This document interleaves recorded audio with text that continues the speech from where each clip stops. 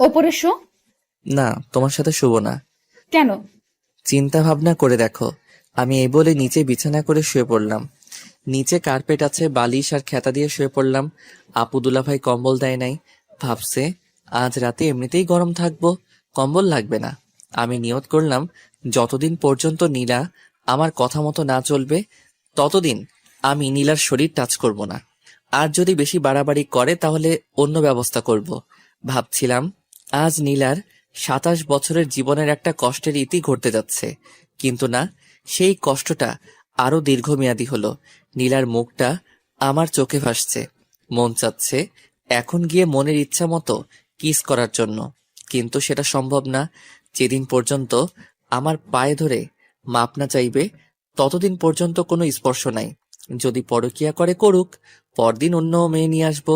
যেহেতু ২৭ বছর কোনো পরকীয়া করে নাই, মনে হয় না সামনে করবে। এইসব কথা ভাবতে ভাবতে কখন যে ঘুমিয়ে পড়লাম।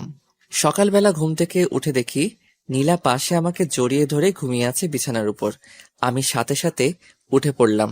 নীলাও উঠে পড়ল আর বলল, কি হলো? উঠে পড়লি কেন? তোমাকে কে বলেছে আমার সাথে শুতে?